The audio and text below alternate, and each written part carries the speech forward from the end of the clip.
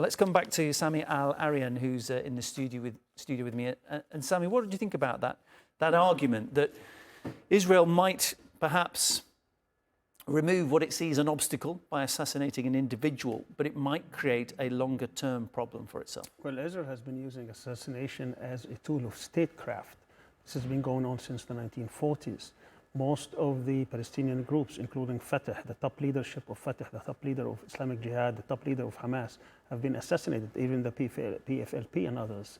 Israel thinks that it can, by eliminating these leaders, eliminate their movements, but to the contrary, they can't eliminate the movements. By the way, there is a book that came in 2018 called Rise and Kill First. It actually details almost 800 assassinations that included scientists, artists, even authors, as well as political and military leaders.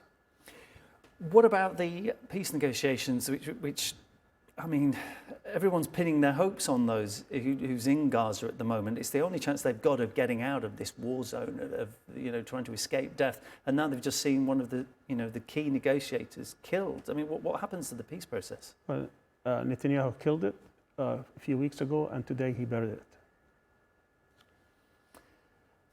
We're going to actually, I think, be able to hear from the son of Ismail Haniyeh very shortly. But in terms of who Haniyeh was as a person, some people don't like Hamas, some people support them. But it seems like Haniyeh was considered fairly moderate and pretty well respected for the role that he played in trying to establish peace. Is that a fair assessment? Well, compared to other Hamas leaders, certainly he was very pragmatic and very practical, and he was very accommodating, and he was loved by many factions within Hamas. He wasn't considered as among the harsh or the hardliners, as well as the people who wanted to do certain things. He was more accommodating to most of the different factions within Hamas, and he was very accommodating also within the Palestinian community itself.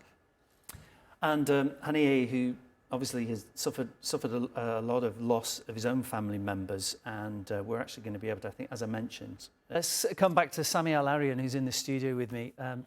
Sami, there's so much to digest there, but the thing that really stands out above everything else for me is the lack of comment coming from the United States, coming from Europe. It almost feels to me as if there are countries looking around to see what the US will do, as if they're looking for some kind of guidance, and the US is saying nothing. I mean, how do you interpret this? Silence is deafening, isn't it? The hypocritical nature of the West is astounding. When Israel is hit, they said Israel has the right to defend itself. But when Israel hits against international law, they ask for restraint at best or silence, and that's what we're seeing right now. It just shows that the West, particularly the United States, is complicit in all Israel's crimes. It's remarkable when you hear how many countries, for example, I'm from England, the leader there just come into power, Keir Starmer, he's trying to start as a principled leader, and he's come out and said that we want a two-state solution. We believe in Palestine having its own sovereign territory. You would expect there would be condemnation of an attack like this. I mean, again, I don't like to say it's hypocrisy, but why do you think we've not heard something? If they were sincere, that's exactly what they would be pushing for. But let's remember, this two-state solution is just an elusive concept, because it's been going on now since 1993, for 3 decades. They know that this is a scam, that this was never a true process, it was fake from the very beginning. We started in 1993 with about 110,000 settlers in the West Bank. Today they number about 800,000. Do you think they're going to have 800,000 people uprooted from the West Bank? They know this is not going to happen, and yet they still support Israel. They give it the armaments to commit genocide.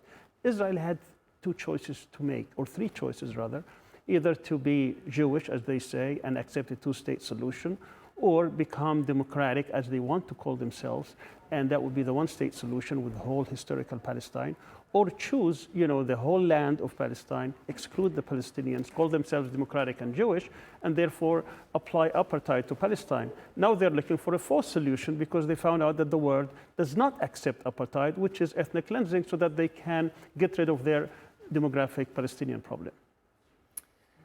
Okay, I think we're going to wrap it up there just for now. Sami Al Arian with me in the studio.